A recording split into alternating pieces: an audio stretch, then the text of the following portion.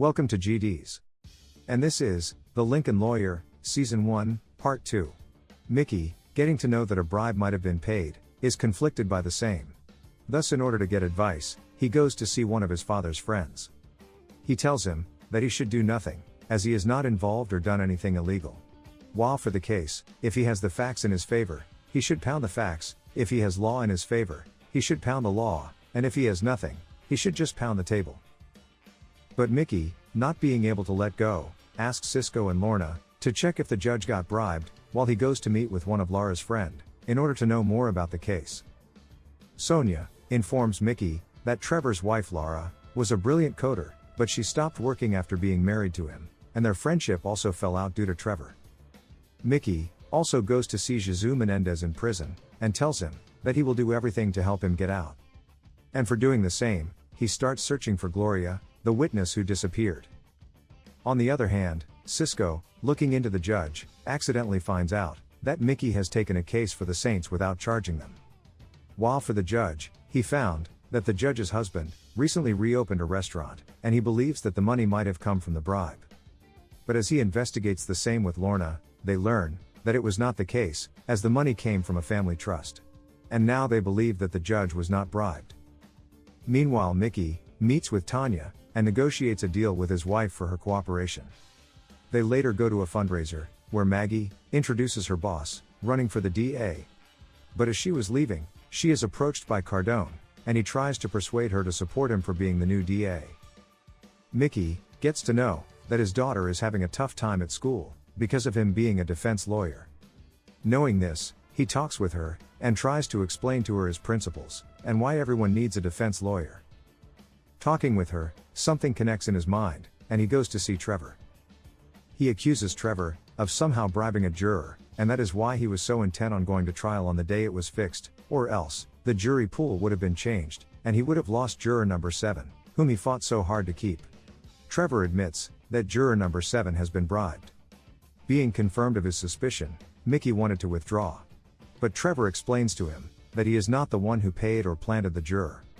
He tells him that it's a Russian mobster who did the same, as he is the one who funded his company initially, and if the trial is delayed, or he loses, his investment in the company will also be lost. He also shares with him that Laura was going to divorce him, which would mean that she would have taken half of the money from the company. He then tells him that Vincent was killed after he prepared a motion to delay the trial. Trevor pleads with Mickey not to drop him as a client, as it will put both of them in danger. He also makes it clear to Mickey that he is innocent and was not the one who planted the juror. Hearing him out, Mickey thinks that the ones who bugged his car, and who have been keeping an eye on him, might be the Russians. Mickey, believing Trevor didn't kill Laura or Riles, leaves. And he remembers his father telling him that it's harder to live with losing a case when you know your client is innocent. Mickey asks Cisco to investigate juror number 7, as well as the Russian whom Trevor claims loaned him money. Meanwhile, the trial begins, with both the prosecutor and the defense lawyer making their opening remarks to the jury. Both the lawyers question the witnesses, but before the end of the day, Mickey, questioning the lead detective, was able to push the idea that Trevor became their prime suspect, and they never looked for anyone else, despite the other victim Riles being involved with other married women, especially Nima Shever, the same woman against whose husband Riles applied for a restraining order. Later, Maggie tells him that the DA has accepted the deal they negotiated for Tanya. Maggie, having the deal finalized, meets with Tanya, and Tanya reveals to her that she brought Soto to a specific flower shop, right after which people disappear, and this time, when she took him there, the next day, Maggie's witness got killed. Maggie, getting to know the same, looks into the flower shop along with Detective Lee. Being there, they were able to identify gang tags around the shop, and a detective from the gang unit helps them identify a potential suspect. Meanwhile, Haley fights with another girl during soccer practice. Lorna breaks up their fight and makes the girls apologize to each other. She learns from Haley that she got into the fight as the girls bully her, since her father represents criminals. Lorna is able to make her see all the sides of the aspect, and as they talk, we get to know that Lorna went to law school for a year before dropping out. Lorna, being motivated by Haley, decides to go back to law school, and she tells Cisco the same.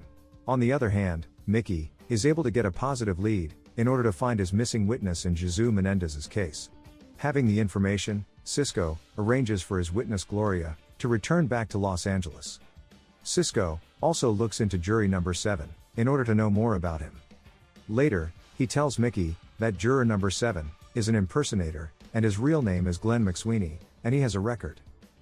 He also shares with him that the Russian mobster, from whom Trevor borrowed money, is very dangerous, and he should be careful about what he does next. We then see Mickey going to the Road Saints and asking them for a favor.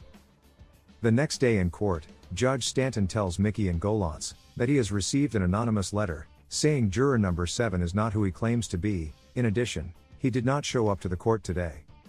Judge Stanton offers to declare a mistrial, but both the lawyers had no issues and wanted to go ahead with a replacement juror. Judge Stanton adjourns the court for the day in order to confirm the identities of other jurors. Trevor, getting to know that juror number 7 is gone, is quite upset with Mickey and blames him for doing so. Mickey tells him that he had nothing to do with the same and assures him that they can still win the case. And as he returns home, we see him checking on Maggie and Haley while the Road Saints stand guard outside their home. As the court resumes, Golantz calls Sonia, and she claimed that Trevor cut Laura off from everyone. She also tells the court that Laura was a brilliant coder, and Trevor forced her to quit the company where she worked in order to help him start his. Mickey, on cross-questioning, was able to cast doubt on her testimony by making it seem that she is a disgruntled employee who hasn't received support from Trevor for growth in her career. The next witness is a forensic expert, and he confirms that there was a lot of gunshot residue on Trevor, and it could have only come from firing a weapon. While Mickey, despite trying, was not able to negate his testimony. As Mickey returns for the day, he learns from Izzy that she met her ex-girlfriend again, the one who got her hooked for the first time. Mickey tells her to be careful, as it might trigger her to relapse. Mickey, preparing for the next day, decides to visit the casino where Vincent went. Being there, he learns that the vehicle maintenance facility for the county sheriff's department is close to the casino, and something clicks in his mind. The next day in court, Mickey proves that the gunshot residue found on Trevor came from Eli Wims, who shot more than 90 rounds at the police and was transported in the same vehicle in which Trevor was placed. He then puts Anton Shaver on the stand, and using the recording which Cisco got, he was able to present him as an alternate possible killer. Later that night, Trevor thanks Mickey, but tells him that he still needs to win in the court of public opinion, and thus wants to testify. Mickey tries to convince him that it's a bad idea, but Trevor seemed determined to do so. Mickey later gets a call from Izzy, and he rushes to get to her. As he reaches her, we find that she came very close to using again, as her ex-girlfriend asked her to get high. Mickey lends her his support and gets her out of the club. On the other hand, the DA tells Maggie to prove Soto is guilty by the end of the week, or she needs to drop the case. Detective Lee, using questionable methods, gets the records of the supposed hitman's phone, and they later arrest him. But as they question him with the evidence they obtained, it turns out he had a perfect explanation for the same. Thus, they were left with nothing. Maggie, knowing her only option now is to get a confession from Soto, asks Mickey to get Tanya to wear a wire and record Soto's confession. Mickey, though apprehensive about the same, agrees to get it done, provided Maggie puts Tanya into witness protection. In addition, she should not call her to testify in court later. Maggie, not having any other option, agrees to the same. Later, Tanya wears a wire and is able to get a confession from Soto. And he is arrested. Back in the court, Trevor takes the stand against Mickey's counsel, and the prosecutor gets the better of him. Mickey, watching Trevor testify, was able to spot him lying about things, and this makes him doubt his innocence. Despite the same, Mickey is able to save the case in his closing argument by telling the jury how it was impossible for Trevor to change his bloodied clothes and hide the gun which he supposedly used in under 7 minutes, as it's the only time he had to commit the crime and clean everything. As the jury deliberated, Cisco, looking into Trevor's story, was able to find that the whole Russian investment part of his story was a lie. Getting to know the same, Mickey is quite puzzled, as now he doesn't know on who bugged his car. While the jury returns, and they find Trevor not guilty. Mickey, feeling guilty about how Vincent used Wims, informs him that once he gets out, he could sue Vincent's estate for malpractice. Wims, seeing a press release about Trevor's case, tells Mickey on how Vincent did the dirty work, and he gets to enjoy the glory. Hearing the same, and thinking back, Mickey realizes that Trevor really did kill Lara and Riles. Mickey confronts Trevor, and tells him that he was able to figure out on how he did it. And we get to know that Trevor used the drone to get rid of the gun and his blooded clothes, and he did it while being recorded by the camera. We also learn that Trevor killed Lara as she was about to leave him, as well as his company, and since she was the one who wrote the code for his company, once she would have left, Trevor's company would have been worthless. But despite figuring out everything, Mickey tells him that he can't do anything about it. He then asks Trevor if it was him who bugged his car, but Trevor tells him that he knows nothing about it, and he is not the one spying on him.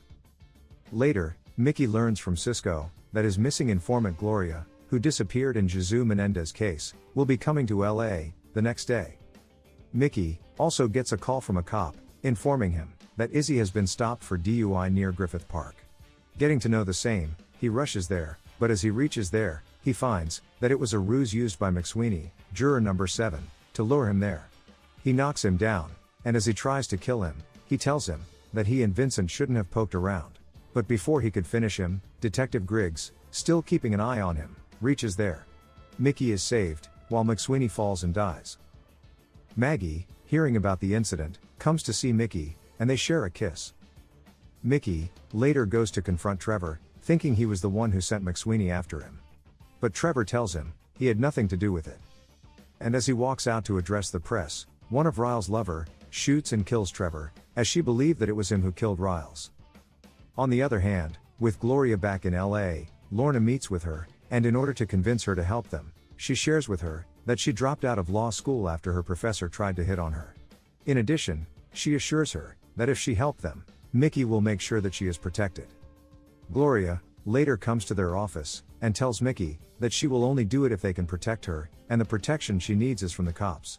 As it was Officer Perez who threatened her and asked her not to testify, and that is why she left before.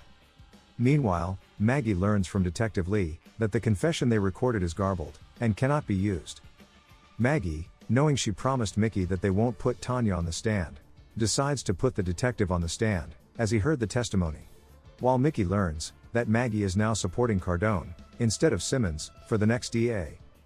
Mickey also asks Maggie to offer Soto a deal, but doesn't share any more information. But Maggie, knowing her case to be strong, decides against it. Later in the court, Mickey puts Gloria on the stand, and she testifies that she ran away previously, as she was threatened by Officer Perez. In addition, she tells the court that the killer, who killed her friend, also tried to kill her before, but she managed to get away from him, and he had a distinct tattoo on his arm, and it is not Jesus Menendez. Mickey then calls Officer Perez on the stand, and asks her if she threatened Gloria. She denies it at first, telling the court that she was out camping on the day in question. But Mickey was able to impeach her, as he had a video recording from the hotel, providing them proof that she indeed threatened Gloria. Officer Perez, knowing she is caught red-handed, decides to cut a deal, and tells the court that she indeed threatened Gloria, as she was asked by her senior to do so, and in exchange, he assured her that she will be promoted.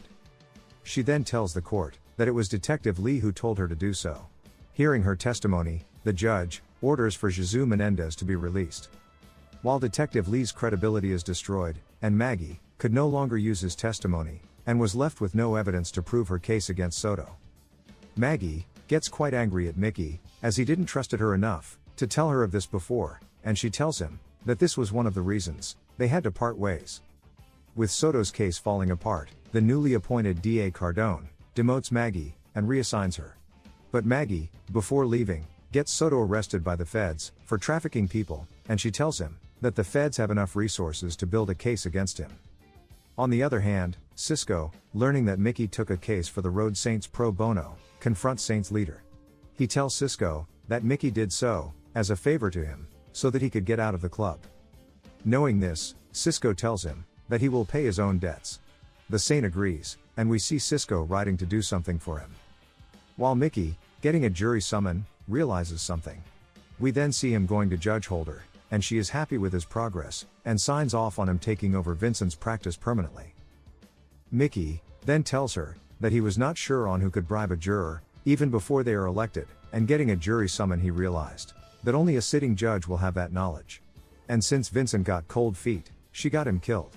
And she is the one who got his car bugged and came after him. The judge denies the same and threatens him for accusing a judge, but Mickey already obtained financial evidences against her, and the judge is arrested by Detective Griggs. Mickey then goes to see Jesus Menendez, who is finally released from the prison. And as the season ends, we see Maggie leaving her office, Lorna submitting her application for law school, while Mickey overcomes his fear and goes to surf again, not aware that the man with a tattoo, which Gloria described, is watching him from a distance. Thanks for watching. And if you liked it, please subscribe.